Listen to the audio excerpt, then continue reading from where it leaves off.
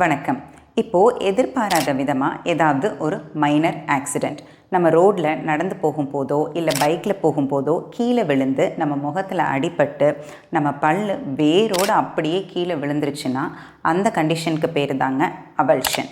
அந்த பல்லை தான் நம்ம அவல்ஸ்டு டூத் அப்படின்னு சொல்கிறோம்.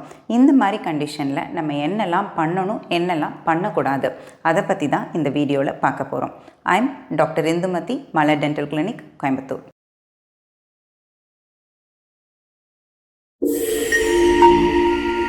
ஒரு சில நேரங்களில் ஏதாவது மைனர் ஆக்சிடெண்ட்ஸ், மோஸ்ட்லி பார்த்தோன்னா நம்ம சைக்கிள் ஓட்டும் போதோ பைக் ஓட்டிகிட்டு போகும்போதோ யாராவது நம்மளை அடிச்சிட்டாலோ, நம்ம போய் எதுலையாவது இடிச்சிக்கிட்டாலோ, இல்லை குழந்தைங்க விளையாடும் போது பால் வந்து நம்ம ஃபேஸில் பட்டுட்டாலோ, நம்மளோட முன் பல்லில் ஏதாவது ஒரு பல் அப்படியே முழுசாக வேரோட கீழே விழுகிறதுக்கான வாய்ப்புகள் அதிகம்.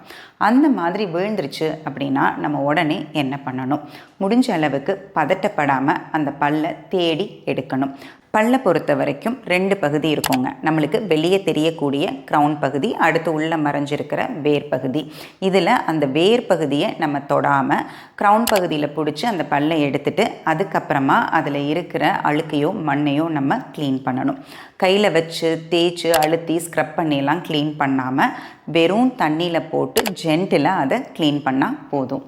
இப்போது பால், இளநீர், சலைன் இப்படி பக்கத்தில் எது கிடைக்குதோ அதை ஒரு கண்டெய்னரில் போட்டு அதுக்கப்புறமா அந்த பல்லை அதுக்குள்ளே போட்டு க்ளோஸ் பண்ணி வச்சுக்கணும். எதுவுமே கிடைக்கல அப்படின்னா நம்மளோட எச்சில்லையே போட்டு வச்சுக்கலாம். பக்கத்தில் எதுவுமே இல்லைங்கிற பட்சத்தில் நம்மளோட பல்லை நாக்குக்கு அடியிலையும் போட்டுட்டு அதுக்கப்புறமா எவ்வளோ சீக்கிரம் முடியுமோ அவ்வளோ சீக்கிரம் டென்டிஸ்ட் கிட்ட போகணும். இந்த மாதிரி நம்ம சீக்கிரமாக டென்டிஸ்ட் கிட்ட போயிட்டோம்னா அந்த பல்லை விழுந்த இடத்துலையே பொருத்தி அதை மறுபடியும் காப்பாற்ற முடியும். இப்போது இதில் நம்ம செய்யக்கூடாத விஷயங்கள் என்ன அப்படின்னு பார்த்தோம்னா, பல்லோட வேர் பகுதியை நம்ம க்ளீன் பண்ணும்போது முடிஞ்ச அளவுக்கு தொடவே கூடாதுங்க. ஏன்னா அதில் எல்லா விதமான செல்ஸும் இருக்கும். அதை வந்து நம்ம தொட்டு ஸ்க்ரப் பண்ணி க்ளீன் பண்ணிட்டா அதுக்கப்புறமா அந்த பல்லு உயிரோடு இருக்காது. அதே மாதிரி க்ளீன் பண்ணுறதுக்கு பிளெயின் வாட்டர் தான் யூஸ் பண்ணணும். நம்ம டிட்டர்ஜென்ட்டோ சோப்போ எதுவும் போட்டு க்ளீன் பண்ணக்கூடாது. அடுத்தது பல்லை வந்து தண்ணிக்குள்ளே போட்டு டென்டிஸ்ட் கிட்ட எடுத்துகிட்டு போகக்கூடாது. பால், சலைன், இளநீர் இல்லை எதுவும் கிடைக்கலன்னா எச்சில்ல தான் போடணும். தண்ணிக்குள்ளே போட்டு எடுத்துகிட்டு போனோம் அப்படின்னா அந்த பல்லை காப்பாற்ற முடியாமலும் போகலாம். இப்போது இந்த மாதிரி எல்லா கீழே விழுந்த பல்லையும் அந்த இடத்துல வச்சு காப்பாற்றிட முடியுமா அப்படின்னு கேட்டால் அது முடியாது. குழந்தைங்க கீழே விழுகும் பொழுது பால் பற்கள் கீழே விழுந்துருச்சுன்னா அந்த பல்லை நம்மளால் காப்பாற்ற முடியாதுங்க.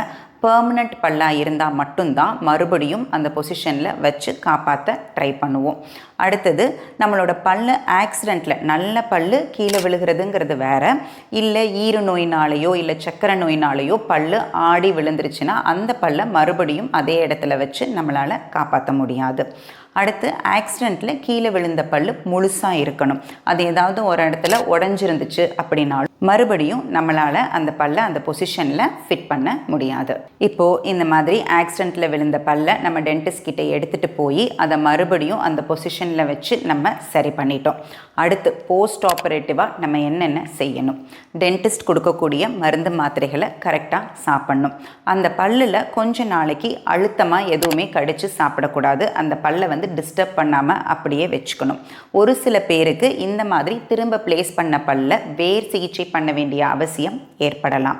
அடுத்தது அந்த பல்லு நம்ம வச்ச இடத்துல கரெக்டாக ஃபிக்ஸ் ஆகிடுச்சா, அது எந்த விதமான ப்ராப்ளமும் இல்லாமல் இருக்கா அப்படின்னு அடுத்தடுத்து செக்கப் போய் நம்ம எக்ஸ்ரே எடுத்து கன்ஃபார்ம் பண்ணிக்க வேண்டியது இருக்கும். இதுக்கப்புறம் இந்த மாதிரி ஏதாவது காரணத்தினால உங்களோட பல்லு விழுந்துருச்சுனாலோ இல்லை உங்கள் உறவினர்களுக்கு தெரிஞ்சவங்களுக்கு இந்த மாதிரி நடந்துட்டாலோ உடனே அந்த பல்லை எடுத்துகிட்டு டென்டிஸ்ட் கிட்ட போங்க.